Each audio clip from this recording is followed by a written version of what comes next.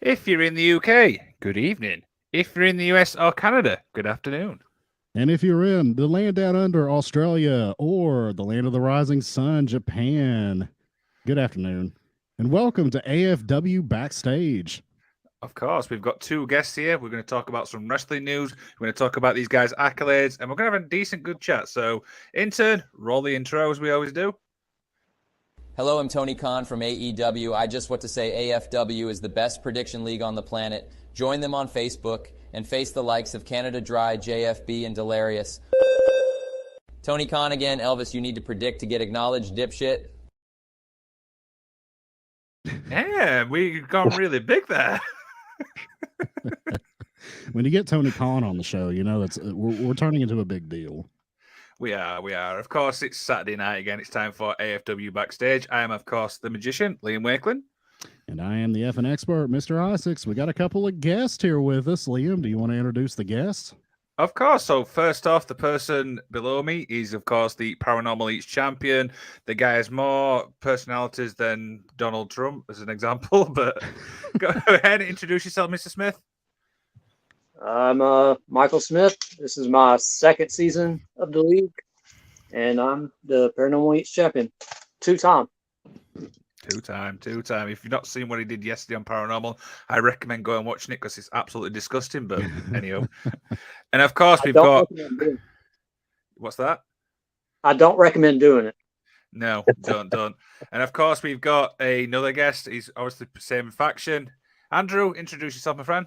Hello, everybody. My name is Andrew Brown, otherwise known as the AFW Living Legend, and many more nicknames that I don't come up with. And, just happy to be here.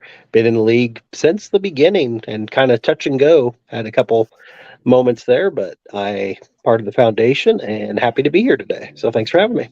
Not a problem. Of course. Mr. Isaacs, how's your week been, though? It feels like for ages since I've seen you.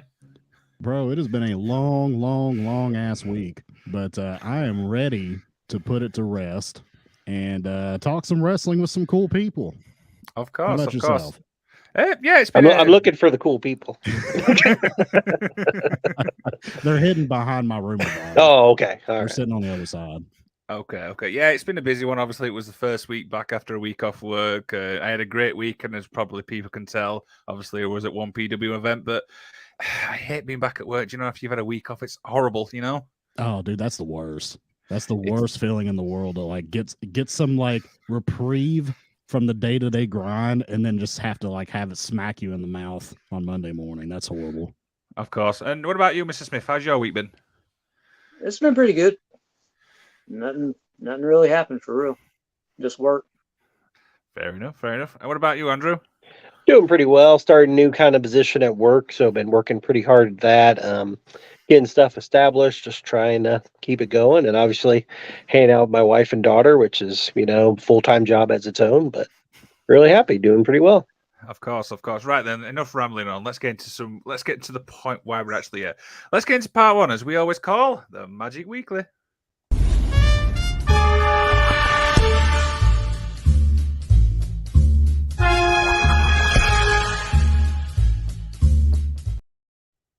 $10 saying I wasn't vibing to that. So this is the part of the show where we take a deep dive into the wrestling news. So what I'm going to do is I'm going to hand you over to the expert. Well, first of all, good to see you, Joe Graham, in the chat. Thank you. I'm glad to be back.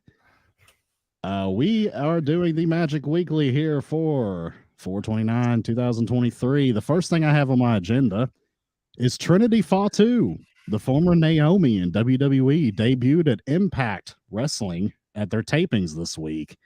Wanted to see what you guys think about that. Liam, what do you think about Trinity Fatu coming back? On one hand, I'm happy. Do you know what I mean? The fact that she has come back, but the fact it's Impact, it's kind of weird. Do you know what I mean? I was expecting somebody like going back to WWE or AEW. I hate saying the word. It's like below her, but as we know, Impact's not exactly on a good channel, as we spoke about highly. But on a I mean, I am happy she's back, but I just feel like Impact's not the place for her. Right, Michael Smith, what do you think, buddy? I think that she probably could have went anywhere she wanted to, honestly, and she chose Impact. So she had to have talked to her family and all that about that decision. So they all agreed with that. So I'm perfectly fine with it. Hopefully she does well, and see if Impact will get bigger and better. All right, Andrew, what are your thoughts? To be fair, I have a little bit different view. Obviously, she knows what is available out there. She knew she could pretty much go anywhere she wanted. She probably could have even gone back to WWE if she really thought that was an opportunity that she wanted to chase. The problem I think with AEW is the women's roster does kind of have its, places already. They kind of have people established and they already have storylines. So I think she thought if she could have a pretty solid run in Impact, even if it's a short-term run, I think she could probably make more money if she wanted to go back to WWE, if she wanted to go chase New Japan Wrestling, if she wanted to go to AEW. So I think and we have noticed that there's been a few people, men and women, have gone to Impact for a short run, get a little bit more buzz around their name, and then they can head back to wherever they want to go. So who knows? She may end up in ROH at some point, or she may end up in AEW. I feel like she thought Impact would give the best opportunity to try to get her name out there a little bit more, and she needs to kind of set her own independent way out there as well. Because, she was Naomi for so long. She was doing that stuff. So I think she wants to establish her own character. And the best way to do that is, Impact is on TVs, even though it's not as deep as AEW. She was also maybe worried, Wams, if I go there and they want to put me with the Outcast right away, or Wams, if they're putting me there just to lose to Jade Cargill or something such as that. So I think Impact gives her an opportunity, and there's good talent there. Let's be honest. It's not like the women's roster on Impact is tough, or it's not like it's bad or anything. It's a great roster. And I think she can go out there, if she just has a couple of good matches, or even if it's just, a match or two, she can get more buzz on her name and makes more money. And I think ultimately that's what she wants to do. Yeah, I would agree. And kind of to expound upon that point a little bit, I think people do use Impact kind of as a transitionary place to go. Because, let's face it, Impact does good work. They are a minor league. They're watched by about 30,000 people a week. That's horrible for television ratings. It just is. They put on a decent product, but you're not going to have a lot of eyes on you. So I think a lot of people use that kind of as a springboard to go elsewhere. And so in my personal opinion, I think that's probably what she's doing. But all right, we'll move on here. It was announced that Kenny Omega is going to face Jon Moxley in a cage match on the May 10th Dynamite at the Little Caesars Arena. Now, I have to know, do you guys think Mox is going to bleed via a pizza cutter?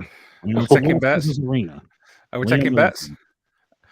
Are we taking bets on that? Because I will put literally probably so much on that because it's probably least obvious thing going. But yeah, this match regardless, I love it.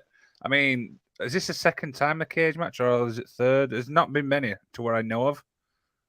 They haven't done many. I think one of the AFW questions definitely needs to be how soon into the match is Mox going to blade? Did you say AFW or AEW?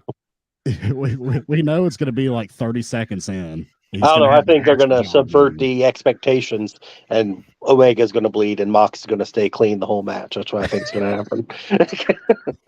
They know what people want, so they're going to give him something else. That's how they do it. Joe Graham says if he bleeds, it has to be a screwdriver. Oh, well, I guess that's a possibility. I was just making the connection of Pizza Cutter, Little Caesars. You've got a tie in there for endorsement. I don't know. After last time AEW got in trouble with their pizza sponsors, I don't think they want to fight the hand that feeds so much anymore. That was just a bad timing. Yeah. Well, Andrew, what do you think of this match? You think it'll be a good match? What do you think? I definitely think it's going to be a good match. Now there is always the possibility that they could have a run in, could be a setup, for the group to come in there and just attack Omega, or, oh, look, the Young Bucks and everybody's trapped in the back and suddenly, oh, look, you're locked in the cageless. Yeah. I could see it ending in that kind of thing to set up maybe a blood and guts in the future, because that seems to be the way this might be headed. Because, we have the competitor set up. That does seem to make sense. However, they may be wanting to blow it off just to try to, if they are going to bring Punk back with FTR or something like that, this could be, they could be rushing to blow off just to get ready to do that. So, like I said, there's a lot of options on the table. The one thing we do know is Mox and Omega can go. So if they give them an opportunity to have a really good match, we could be in for a real treat. And adding a steel cage, sometimes that's good, sometimes that's bad. But with these two guys, I don't see any problem with that. Michael Smith, what do you think? I'm all for them doing pay-per-view quality matches on Dynamite. I love it. I've got a follow-up question to this. I mean, what do you reckon to obviously the rules in AEW when it comes to like cage matches, because they're completely different to what we're used to seeing? Like, I think one of the rules is you don't have to escape it. To me, what do you think about that? I think they use the old WCW rule of you just have to pin or submit. Like WCW didn't have the rule of you leave the cage and you win. That's always been a WWE thing. Yeah, I think that's strictly WWE, to be honest. Like, I'm trying to remember the last few cage matches there was that wasn't blood and guts, and the one I keep going back to, which I think a lot of people think of cage matches in AEW, would be Wardlow and Cody back in the day, and obviously that ended in pinfall. Could he have left the cage? There was a possibility, and they teased it, so that could be a possibility. But I think AEW wants to set themselves apart by making it like pin or submission in the cage, because there's something about beating somebody to make that, like, you know, you can't get out, you can't escape what's coming for you. And I think that's what they're going to go. No disqualification, things like that. And obviously, I think probably both people are going to bleed in this match. And like I said, I am calling it right now that it's going to end with like the BCC coming in and just eliminating Omega while the Young Bucks and Hangman are, you know, somewhere in the island. They can't get to them. I don't know what they're going to do to them, but yeah, F Wrestling says escaping the cage kind of defeats the idea of a cage match. Yeah, I mean, you're supposed to put two animals in a cage and let them tear each other to pieces in the cage. That's the idea of a cage. So, well, there is something to be said for a cowardly heel trying to get out desperately as somebody who, as a, you know, an on fire babyface is trying to get to them, especially when the cowardly heel is someone like, because, you know, Mox isn't very cowardly. If he gets to a point where he's desperately crawling out and you're seeing the other guys trying to help him get out, that's a good visual, no matter how much you feel about that. That's what people like to see, especially if they're starting to get their comeuppance in some way. Plus, he get too much plasma in his eye trying to climb the That's cage. true. So. All right, moving along. I'm telling you, no blood for Mox. I'm just saying. I don't know. I really just want to see him be clean in the whole match, just to make everybody upset. All right. New Japan announces that they will crown the inaugural New Japan Strong Women's Champion in a one-night tournament featuring Mercedes Moné, Willow Nightingale, Stephanie Vacker, I think is how it's spelled, from CMLL, and Momo Kogo from Stardom. Obviously, Mercedes Moné is going to win this one. But Michael Smith, what do you think about the New Japan Strong Women's Championship? I honestly don't know anything about New Japan Strong. I'm just going to be straight up. But I agree with you. Mercedes is going to have that. Andrew, what are your thoughts, man? Do you think it's Mercedes Moné? The only thing I will say is I've been watching wrestling long enough, and I'm not the biggest fan of New Japan. I just haven't invested enough time. Like I said, I got a 4-year-old around here. I can't devote hours upon hours to wrestling. My wife already gets mad enough when I try to watch the wrestling I watch. But one thing about wrestling, if they make something super obvious, sometimes they're trying to swerve you a little bit. This could be a chance to crown a new star that you don't think. If they have Mercedes get into the championship match, or even the first round, and somehow lose to someone that you're thinking like, oh man, this is her night. That's a star making. I mean, look at the times, like, not that Brock Lesnar needed it, but when he beat The Undertaker, obviously that's a star making night. When you see something, where you don't think something like, even featuring Monet, obviously, when she took on Bayley in Brooklyn in NXT, that was a star-making night.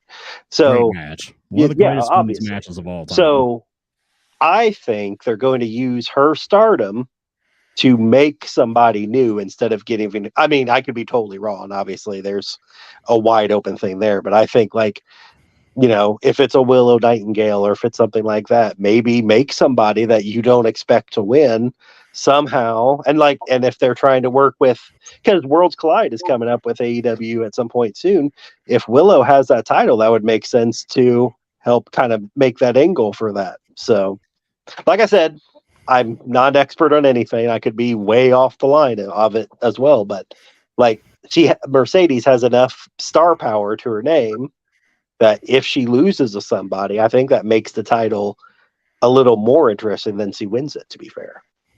Joe Graham says, give it to Willow. Let me put that comment back up here. Give it to Willow. Now, do we think Willow Nightingale is she primed for a championship yet? See, in my opinion, I think Mercedes Moné is going to take this. I think they're trying to grow the Strong brand. The Strong is their American flavor of New Japan, right? So who else is going to have the cachet with wrestling fans to bring eyes to Strong than Mercedes Moné? I mean, I don't know. Maybe they'll throw a swerve in here and give it to Nightingale or the CMLL Luchadora or this lady from Stardom, but I think it's probably going to be Moné. Liam, what do you think? I'm kind of confused as to why they've obviously got one for New Japan, especially when they've obviously not recently announced the original one for New Japan as well. Do you know what I mean? And the other one's going to be probably in mainline Japan mostly, kind of like the IWGP versus the New Japan Strong title. It's like one's just kind of the American title. But couldn't you combine them both together anyway to make it a lot more easier? Possibly, but see, this opens it up to where a lot of American wrestlers, like AEW wrestlers, Ring of Honor wrestlers, can compete for it without having to travel to Japan. Because I mean, obviously, sharing talent between Japan and the United States is incredibly difficult. So I think it's why the Strong brand exists here, to try to localize the content here for New Japan. Yeah, I mean, when you put it in that perspective, I mean, it's great for all parties because you get him obviously talent from different promotions. Is it really obvious that Mercedes is going to win?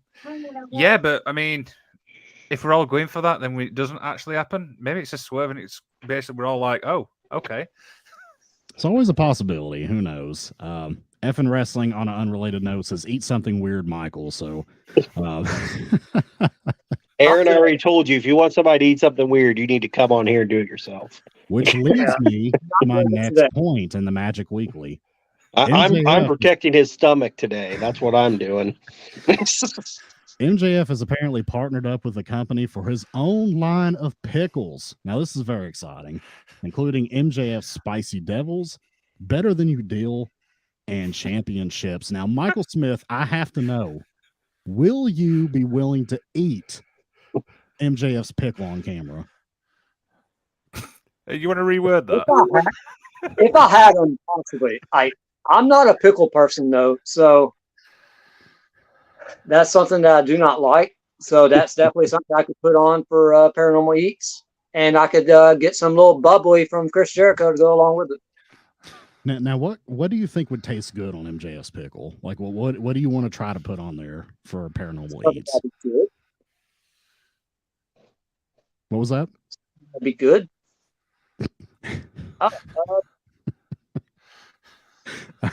I like Joe.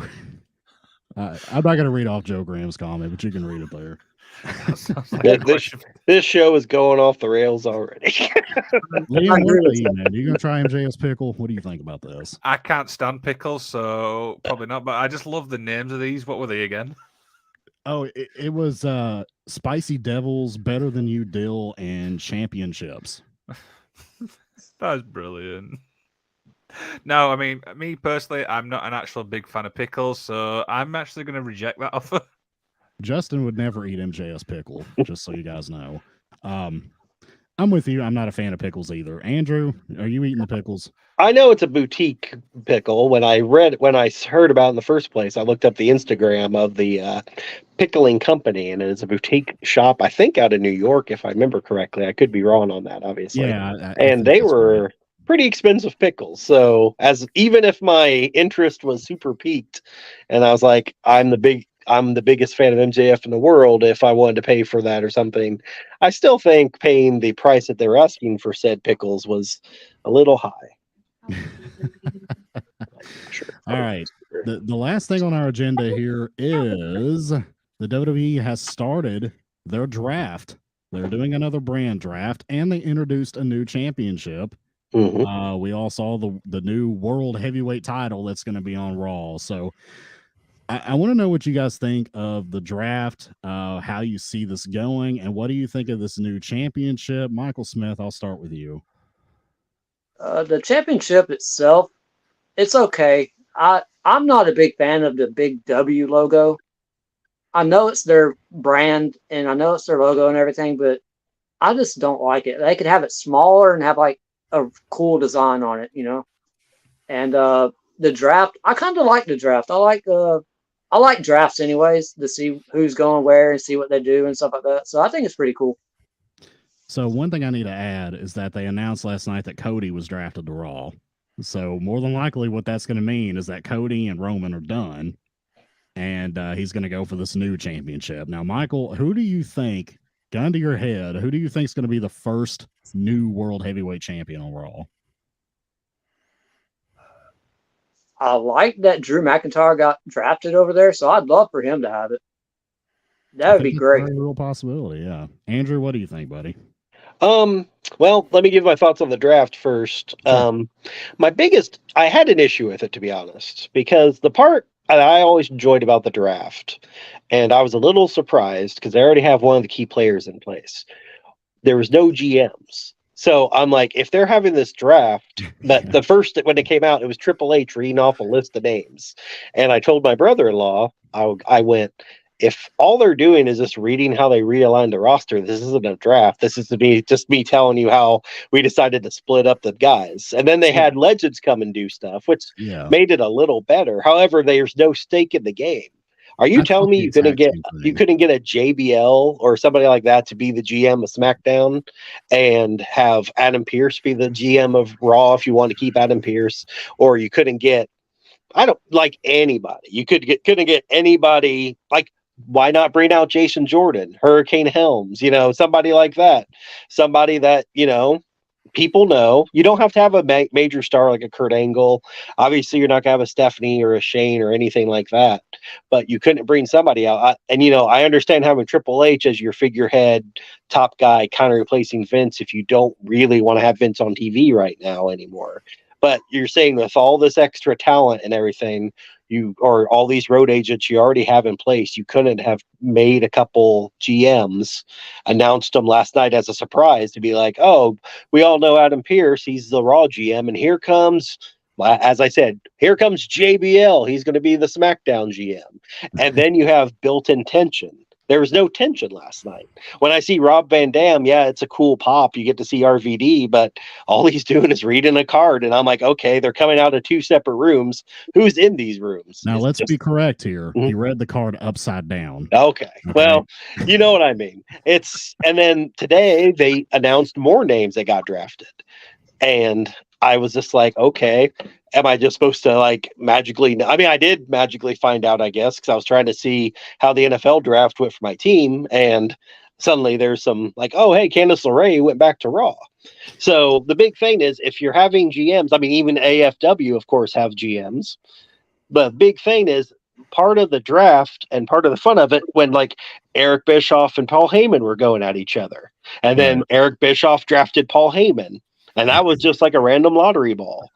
Or, you have these things and you have real stakes. And I like having brand splits. I was one of the few people that really liked the brand specific pay-per-views back in the day, because the problem is when you have such heavy talent on there, like a Drew McIntyre, a Bobby Lashley, like Cody Rhodes, you have all this big name talent.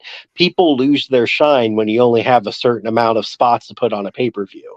So, you have to have Seth on there. You have to have Cody. You have to have these people.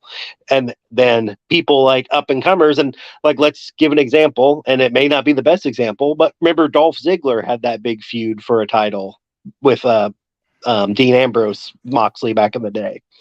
That helped elevate Dolph for a little while. Obviously, he didn't stay in that spot, but that was able to give some shine to somebody new. and then you were able to build people. Braun Strowman wouldn't be as big as he became for a while there because of that. So this is your opportunity to build stars, and especially if you're bringing up a bunch of this NXT talent, you need those spots for these people to use. You just, because if you don't, then the same thing that's going to happen to some people is just like get stuck in the middle and you can't go anywhere. Sure. And like obviously Finn Balor is a really good example of like somebody they were trying to push and he got hurt, and that just made everything fall apart on him for a little bit there. And now he's getting it back with the Judgment Day. But I think a brand split and having more specific pay-per-views for just brands is going to help him in the long run if that's what they're looking to do.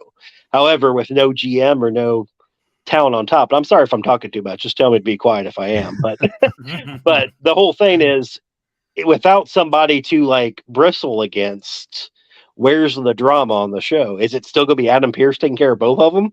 So what's going to stop him from just going like, well, Drew's not doing something, so let's take him to SmackDown for this week? Or I kind you of know, agree with you on that. Yeah. I was wondering about the GM thing too. It's like, who the hell's making these picks? They don't have like leaders on the shows. Liam, what do you think, man?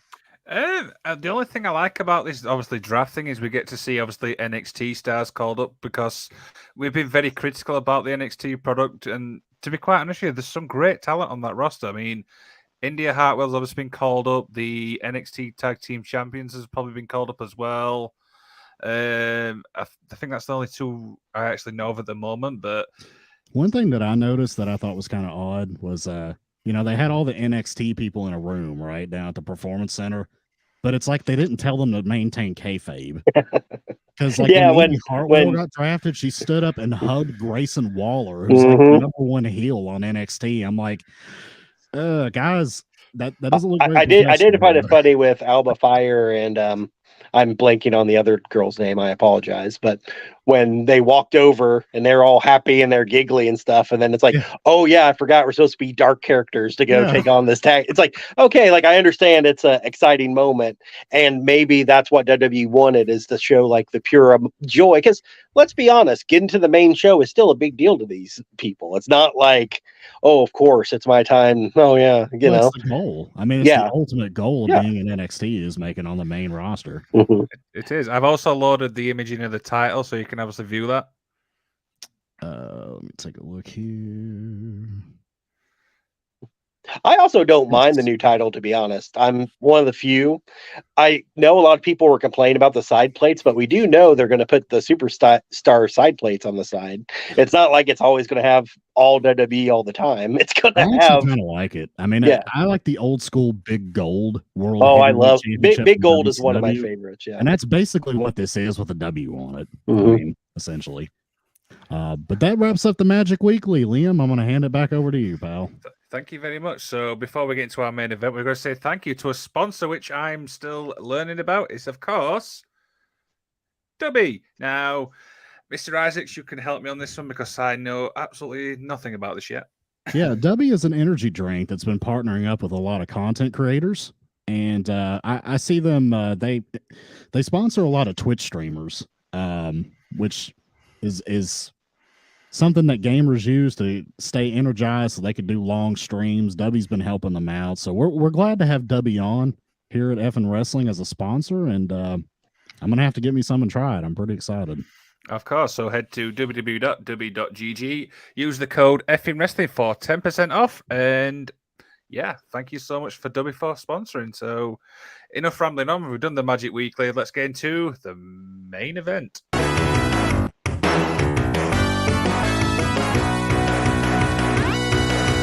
The main event.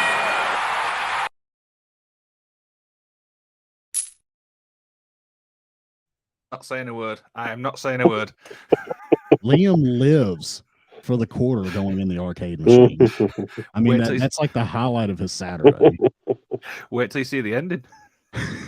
Oh dear. So, of course, for main event, it's AFW Backstage. We've got two predictors, and I've obviously got help from Mr. Isaac. So what we're going to do is we're going to talk about both your accolades. So, Mr. Isaac, who should we do first? Should we do Andrew or should we do Mr. Smith?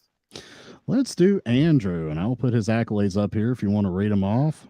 Of course. So he's a AFW original, ended the season 1 record with 37-7, ended season 2 with a record of 18-10, current season 16-16, so he's consistent. member of the Foundation, former member of the Goon Squad and Royal Family, one-time AFW World Champion, one-time North American Champion, two-time AFW Tag Team Champion with Delirious, one-time Trios Champion with Justin and Joe, won AFW World Championship by beating Canada Dry and the same night he won it, defeated Luke Walsh for the NA Championship, never won the DTW Champion yet, which is on Mayhem, and held by Alex Haley, only 45 points away from entering the AFW Hall of Fame of 2023. Damn, what a resume. So You can take a breath, buddy. And now, and then So- now I'm just here hanging out. That's all it is. So we'll put him back up, and then Mr. Isaac, which two do you want to ask Andrew about?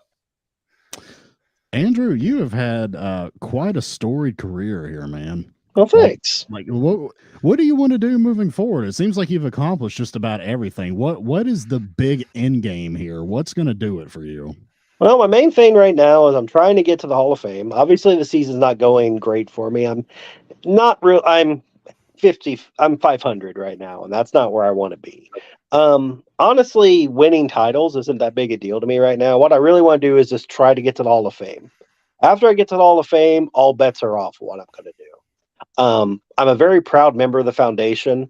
I've really kind of taken a break of doing promos, and a lot of people do respond well to my promos, but at the same time, I feel like I'm just kind of spinning my wheels with it creatively, and that's why I've kind of taken a step back, because I'm not really involved in many angles at this point, and I really like being part of the foundation. Michael will attest to the fact that I do try to help out. I am quiet sometimes because I do get quite busy. That, like I said, 4-year-old home, you guys saw while we were talking about wrestling, my 4-year-old came and had me fix the Olaf hats he had. So, I have a full-time dad job as well. So, but she's been in some promos that some people have seen as well. She enjoys doing that stuff sometimes. So Nice. I would like to try to, reestablish myself as a threat in AFW. I've been here off and on. I did have, like I said, I am an AFW original. I helped come up with some of the ideas here. I've had pretty epic feuds. I've really enjoyed my time here. I actually do love a lot of the people on this roster. I'm friends with a lot of them. It's fun. Like I said, the minute it stops being fun is when I stopped doing it. I did take a break there for a while because it became kind of like a job, just trying to, like, every week, okay, who am I going to think is going to pick here? Who's going to pick here? Yeah. And I was even a member of a faction with Liam back in the day, if you believe it or not. That was pre-AFW, of course, but he was one of my first faction mates, to be honest. And Of course. so, and he was there when I was developing the entire character because I was pretty quiet, and Aaron will attest. Who was my favorite trios partner? I saw that chat come up. I would say Joseph, because we all know Justin wasn't carrying his weight during that trio time. We all know it. He was too busy worrying about what the Red Sox were doing, and he just couldn't. He said it was the best trios run ever. I mean, that whole time, I just had to put up with him like an annoying little brother. But it's fine, love the guy still, but that's just how things work. So yeah, of course. So just kidding, Justin. I love you. Yeah, absolutely. So yeah, you just mentioned that you're original. You've been there obviously from the start. What's that like for you personally, seeing AFW grow from strength to strength? I absolutely love it. I love that everybody that's been coming in, and Michael's a prime example. He wasn't here when it first started. Come on, Justin. You appreciate my sarcasm, even if it's in a live forum. But you see these people, and they got a lot of passion. And like I said, that's why I've kind of taken a step back from doing promos and stuff, because I felt like I was just kind of spinning my wheels. But I'm being inspired by the stuff I'm seeing from these people. And like I said, I'm not going to step on Michael's toes because I know we're going to be talking a lot more about him soon. But seeing the kind of effort he puts into this stuff is just amazing. And I know he's always looking for feedback, and I tend to kind of hold mine back. And it's not because I don't like it. It's just because I don't want to say like, oh, the wrong thing. It's like, oh, maybe he's doing the wrong thing, because he's not. Like, you are a superstar, dude, straightforward. So I don't want you to think when I'm kind of quiet about things, because I know I'm a quiet kind of person sometimes, but you're a star on this. So I want you to keep going with that. And Liam will attest, that's kind of what I was talking about before I even came on this show. I want to put the shine on you because you deserve it, bud. So, like I said, we're going to talk about him in a second. And everybody that's taking like these big steps here, all these new talent, all the old talent meshing together. I mean, we have the legends here, and I call myself a living legend. I don't know if I'm seen as a legend around here, but I call myself a living legend because what I want to show is like, I'm still here. I don't make any matches easy to beat me. I'm never just putting up 1 or 2 points. If you beat me, I want you to have a pretty darn good night to do it. Obviously, we all know that doesn't always work out sometimes. But I just want people to know if they're in a match with me, they better bring their A game because I'm going to do the best I can every single time to win. And that's why I won. When I was carrying the world title on that accolade, that was during cash-in season. And that was like one summer, and I literally won the title, or I got a title shot when I was in Florida on vacation with my family, and it was cash in season. I cashed in to get that title shot, and every single show it was cash in world title match. It wasn't like I didn't get one reprieve, and I didn't hold it for too long, but I think I did a good job trying to carry it and honoring it. Because I knew, like, if I had the title during this time, it was going to be cash in season. And like I said, I won it the same night Aaron won it. Like, he got it, and I took it right away. And if anybody knows about me and Aaron's history, you know, that was fun for both of us. We had a pretty rocky relationship for a while. I was even his manager at one point, and that was early days of AFW. And I turned on him, and that's how it all started. And he even made a reference in the chat, worst trade ever, because that's how it all started. And like I said, it's Canada Dry having a mouthpiece. I'm sorry? I said I can't imagine Canada Dry having a mouthpiece. Well, if you ever seen any of my promos, you know that I could be a mouthpiece if I want to be. Dear. Right then, I think that wraps up Andrew. Should we move on to Michael Smith? Yes, sir. Do you want me to read this one, or do you want to read it? I'll put it on. I'll let you read this one because I kind of catch my breath back. You're still catching your breath in the last one. Michael Smith debuted last season. Positive records both seasons so far. Ended season 2 with a record of 29-19. Current season 3 record of 22-10. Member of the Foundation. Won DTW Championship.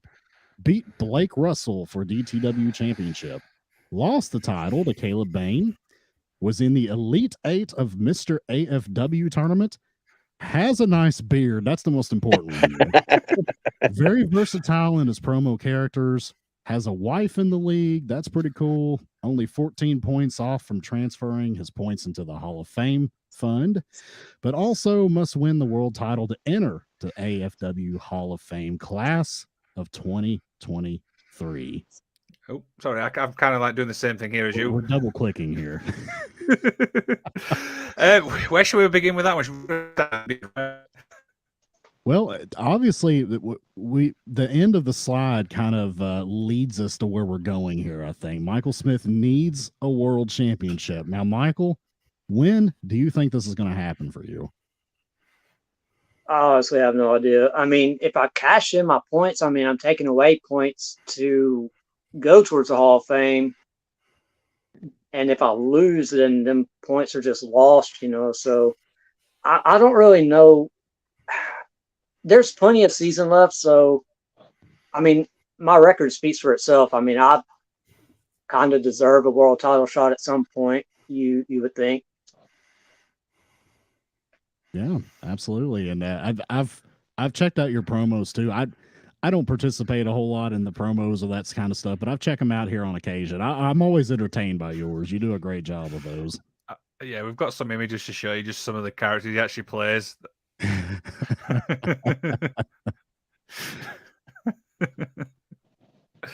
This is brilliant. I mean, we've seen like 3 faces of Fall. It's like 13 faces of Mr. Smith here. 13 faces of Mr. Smith. Yeah. But yeah, talk about, obviously, because you're very creative. I mean, just talk about what that's like for you. You're being very creative. Well, the thing is, like, when I first started, like last season, well, I don't even know if I did promos last season or the first season I was here. I may have, but I'm not really sure. But this season at the beginning, I was doing promos, and I went back and watched them after a few weeks, and I was like, these are boring. Like, I was putting myself to sleep watching my own promos, and I was like, they're the same thing over and over. I was wearing pretty much the same stuff, saying the same stuff, just inserting a different person's name in it pretty much. And I started thinking about people's gimmicks that they have and stuff, and I was like, I'm going to try to play off of their gimmick to my advantage. And the first one that I did was Dr. Brad Campbell. And I wore scrubs, a mask, and gloves. And I did a promo of me beating him in a hospital. And he was in a hospital. And I was like, wake up. This is a dream and all this stuff. I don't know. But yeah, after that, I was like, okay, I think I can do this character thing. And then it just went on from there. And I think my favorite ones that I've done so far, the Australian Playboy. That one was a lot of fun to do. The Moxley Mike, where I put ketchup on my head to bleed. He always bleeds, so I had to. One of my most favorite, though, is the Foundation Funhouse when I did. This is brilliant. That is awesome. I have to give credit to Austin Lee about that one, though, definitely, because he's the one who came up with the idea of it. And because I didn't know what I wanted to do with it. I wanted to do something. He came up with the idea of it, and I was like, all right, let's see what I can do. So I made the little sign, and I think I pulled off the Bray Wyatt thing pretty well. Yeah, that looks legit, man. That looks like that could have came straight from the Firefly Funhouse. The favorite one was when I spray painted my hair and beard orange for the Crazy Irishman one. Well, Joe Graham wants to know, what's your favorite character you made for a promo? Do you have a favorite one? My favorite one, probably my Moxley one, because I think I did really well with that one. Either that or my Foundation Funhouse. Effing Wrestling loves that you came prepared for show and tell, and I do too. That is awesome. I like that. Well, I have my little helmet that I made for when I face Caleb Bane, Professor Chaos from South I was Park. going to say, did you replicate that from what Butters wore in South Park? Yes, Yeah. This is brilliant. I called myself Professor Mayhem because I'm on Mayhem, so which I lost, but it's okay. Can't win them all, man. Can't win them all. No, You won the hearts and minds of the audience, at least. My hat that I used for the Australian Playboy. This is brilliant. Now, I got a request, Michael. What's I that? would request that you pick one of those hats and wear it for the remainder of the show. I'll let you Gotcha. There we go. We got Lucha Mike Smith here. This is brilliant. So I've got a little follow-up question. So as you know, at the end of every AFW season, there's obviously the awards. Now, obviously, JFB's won the award for the best promo 2 years running. Do you think that you're a contender to basically not make it 3? Do you think you could actually win promo King of the Year? I think I have a really good shot. I really do. I'm not dissing on anybody's promos at all. Everybody does great, but nobody has the creativity that I've been doing. Like, nobody goes off other people's gimmicks like I do. Nobody's even thought about doing that. Like, some people have like cool little video things and like filters and junk like that, but I mean, that's stuff that anybody could do, you know? This right here, this takes like creativity and everything. Let me be a mouthpiece for a second here again. Let me put on my own managerial gear here. JFB is a great promo guy. Deserves all the wins that he's got. This is Michael Smith's year. If we're looking at promos, I think every single one to be Michael Smith, just take it on each other. I mean, I love JFB. He's a heck of a competitor. He does great work. He has great editing, great music. He does everything great. But I'm just saying, and I am biased because obviously he's my friend and he's my faction mate, but nobody has touched what Michael has done this year. Like the amount of effort he's put in, the amount of hard work. I mean, look at the stuff that he's developed just over the span of this season just to entertain us. Like, Yeah. I think he deserves it. I'm going to vote for him. If I could vote 80 times, every single one of those would be him. He is great. Like I said, he is a superstar here, and he deserves every bit of the accolades he gets here. So, like I said, that's why I told him. He asked me to be on the show. Liam asked me to be on the show, obviously. That's why I wanted to be on this show, because everybody knows I really haven't done a lot of these things. I've been here for a while, but I've really kind of stayed away. I wanted to put the shine on him because he deserves it. So, like I said, I know I'm pretty quiet, so I think sometimes he wonders if I was paying attention, but I do, man, and you deserve it, dude. So, Awesome. Sweet. That wraps up the accolades. So we're just like general questions now. So, Well, before we Mr. do that, Liam, I do have to interject here. Effin Wrestling wants me to ask Liam about British sex. Now, what now, granted, this is a PG show here, so I don't know exactly what Effin Wrestling is getting at, but what do you have to share here, Liam? Is there something I need to know about? It's something he sent me, and I cannot elaborate on it. If you want to know anything about British sex, go to a color and tube, and I'll leave it at that. Yeah, don't do that. Oh my god.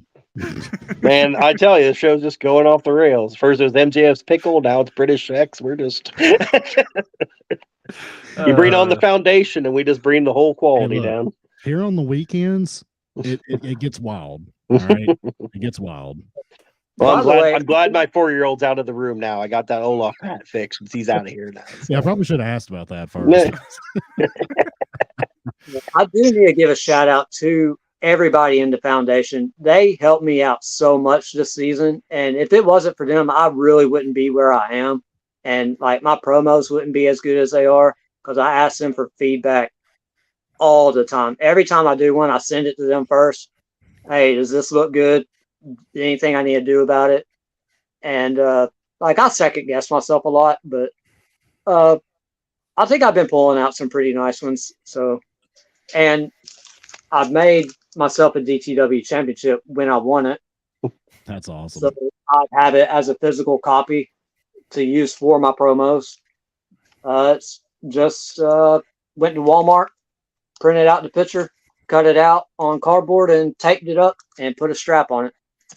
Probably about, I like that. That's really cool. like $6 worth to make it.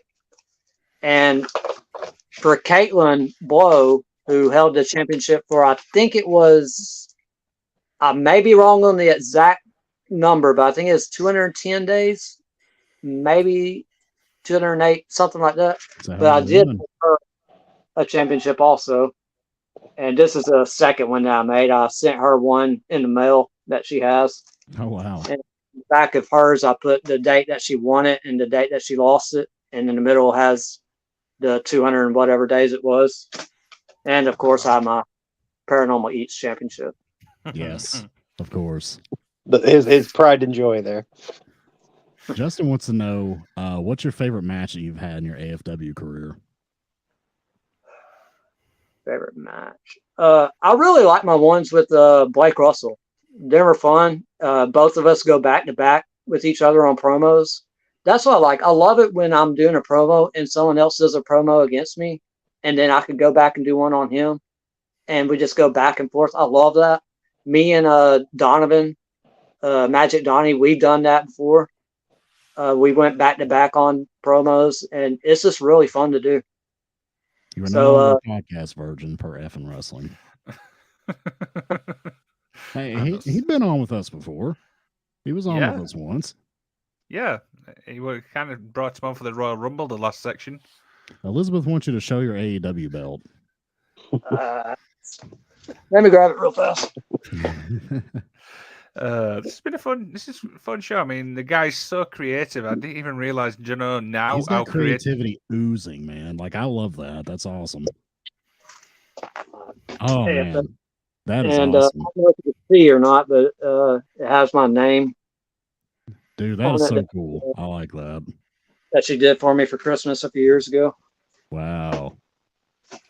It's funny that because I've actually got that actual belt as well. Not meaning Mr. Smith on it, but that actual belt. Oh dear. Yeah, I mean, if you've got any questions for each other, I mean, go ahead. We've got plenty of time still. Like I said, I'm not quite sure.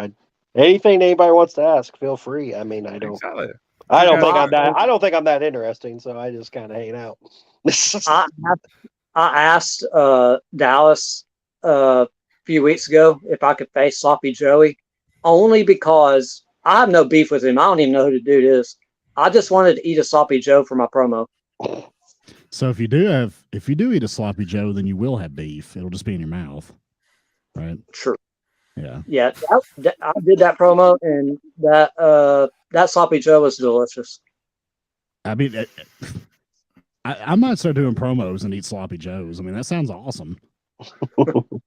Yeah, if all it takes is eating those sloppy joes, I mean, that seems like something a lot of people's going to sign up for. So, Joe Graham wants to know, Andrew, do you want to come to Wreckage? I'm willing to go wherever people want me. Obviously, I've made it kind of a running joke that I don't like Dallas as a GM, and to be honest, I mean, who does? But I mean, in real life, no, I love Dallas. He's like a brother to me. We were 2-time tag team champions together. And honestly, it's just the thing that's different, is I've been on Dallas's show this whole time. Pretty much ever since there's been like a brand split, Dallas has been my GM. So I kind of make jokes about things, but maybe next year it'll be time to change it up and maybe go to a different show. So yeah, I like Wreckage. I don't mind Wreckage, but obviously the foundation is in Mayhem, and that's where I want to stay because that is where my crew is. And I don't want, because let's be honest, we all know things are coming down the pipe for faction stuff. So I do not want to be, out of the faction. I want to be part of that because I think I can contribute. And guess who's going to be doing promos when that stuff comes? It's not going to be me on the sidelines anymore. And maybe even this week there's going to be some promos because I'm inspired by Michael over there, and I'm inspired, by talking to you guys because, like I said, it's been a little bit. I've been kind of taking a back seat. I'm thinking it's about time for me to kind of make an impact again, especially being at that 500 record. I don't like seeing that. I've been a competitor this whole time. It's not like I've been losing by a bunch of points. It's been a lot of tiebreakers, a lot of 1, 2, or 2-point losses. It's not like I'm getting blown out. So maybe it's time to remind everybody exactly who No Gimmicks Necessary was back in the day. He's Mr. Gimmicks. I don't need him. I'm just going to beat you. So we can just quote LL Cool J and say, "Don't call it a comeback. I've been here for years," right? Well, it's not really a comeback. I've always been here. Maybe it's time for me to remind people exactly who is here. Maybe it's time for, the sleeping giant to kind of wake up and take care of business again. Yeah. Right then, I think we'll end on something really, really good. It's probably my favorite part of the show. It's called 60-second call out. So I'm going to get my clock here, and it's pretty simple, really. I mean, you get 60 seconds on the clock. You can call anybody out on the actual roster. Who wants to go first? I'll do it. Why not? Okay. 60 seconds on the clock. 3, Let me stand 2. up. Okay. All right. 60 You let me know. 60 seconds starting now. Ladies and gentlemen, you know exactly who I am, so why do I have to repeat myself again? This is Andrew Brown, the living legend, the one and only Mr. No Gimmicks Necessary. And if you want me to call somebody out, I don't need to. What you need to do is get in line and realize that you're going to face one of the greatest AFW competitors in the world. So if you want to beat me, you're going to need to make sure you do everything in your power, because guess what? I'm not going to make it easy, and I'm definitely going to keep you knocked out on the mat, staring at the lights. Living legend out. And you've still got 20 seconds. I'd like to cut it short. Fair enough. Short and succinct. I love it. Mrs. Smith, you ready? Well, let me put all my gear on first so I can be all my gimmicks off. Okay, go ahead. No, I'm just Jason, ready there? uh, Okay. 60 seconds counting. 3, 2, 1, go. okay. I was not prepared to do a promo, so just anybody that has a gimmick that wants me to do a promo on them, shoot, come on. I mean, I really don't have anything else to say for real. I mean, I'll face anybody. I don't care. If they have a gimmick, that'd be the best because it'll help me be able to do a promo. Yeah, that's fine, Andy. The reason I was I know, sorry, Mom wasn't as good as this, but I wasn't prepared for that. Yeah, the good thing about this is why I do it on the fly, so then people don't have time to think about it. They just do it, boom, and that's what makes this more fun. You get what I'm saying? So Oh, yeah. We'll finish off on a couple of questions. Is Andrew, what's the most challenging part when it comes to AFW? I think it's just, we have so much new talent coming in. It's not like you can, for a while there, it felt like it was the same people time and time again. What the thing is you keep people coming in. It's new, it's fresh. You don't know every single week it's going to be somebody else. And like I said, I think it's very important to keep the lifeblood going, keep the new blood flowing in here, and, then line up and I'll just beat them. So it works out pretty well for me too. Of course. Mr. Smith, what about you? What was the question again? Sorry. What's the most challenging part when it's in AFW? There's so many great predictors in this league. Like everybody in this is great. I mean, you never know what's going to happen either. Like you could face someone who has a terrible record, but you never know what's going to happen. And like you can have an off day, just like anybody in any sport. So it'll always happen. So sometimes you win, sometimes you lose, but you just gotta pick your feet back up. And I talk to this all the time with the foundation is if one of us lose or whatever, like we always just build each other back up and keep pushing each other. And that's how I ended up winning the DTW championship because I honestly almost gave up wanting to try winning a championship in the league because stupid tiebreakers and crap like that just kept on getting me. And I was like, I'm sick of it. So they're the ones who helped me realize that I need to just keep pushing forward and I'll get there eventually. So, and hopefully I'll win that AFW championship. There you go. So I've never asked you this, Mr. Isaacs, but I'm also curious, what's the most challenging part for you? Because I know you've not been in the leagues for long. Guessing how Tony Khan formats a card. Like Joe Graham kind of put up my statement earlier. The hardest part is figuring out how TK opens and closes a card. Yeah. Figuring out what the opener is, figuring out what the closer is. Because Orange Cassidy will open one week and then close the next week. It's just that probably is the hardest part about making the predictions to me. Yeah, I hate the tiebreakers because for some reason I either go too short or too long.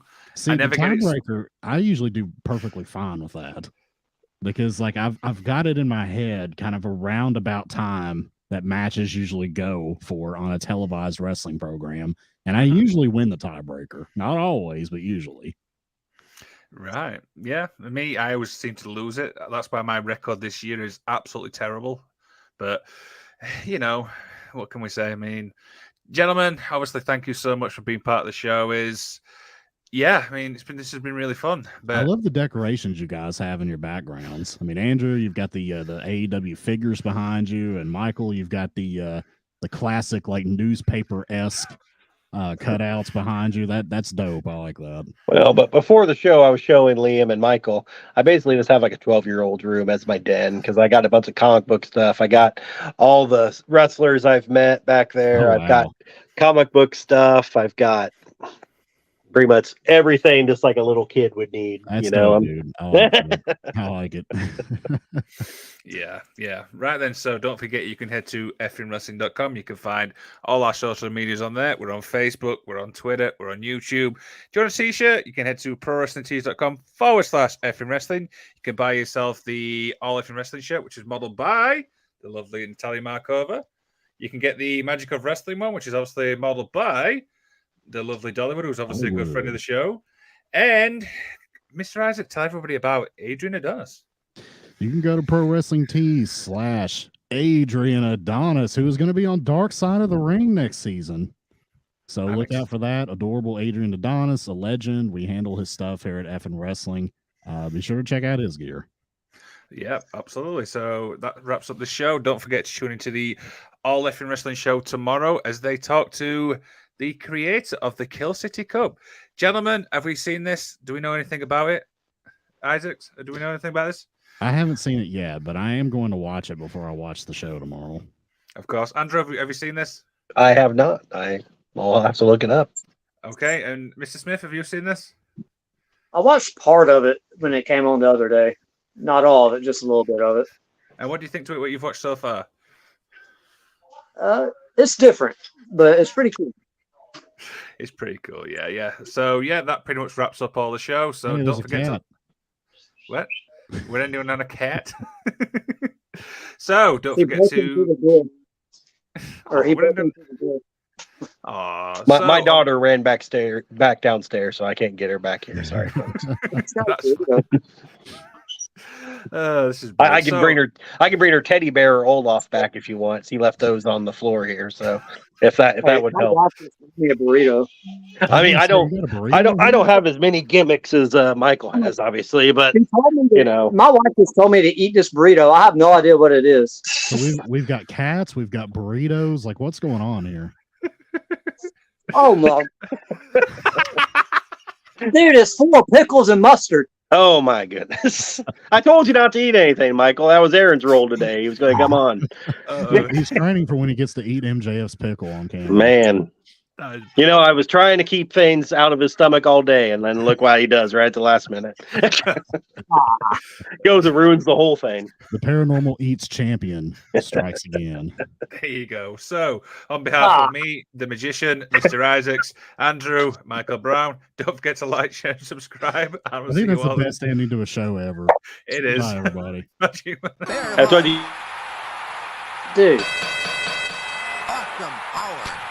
The winners of this bout. The magician and the effing expert. You can win the next round. Go for it. Don't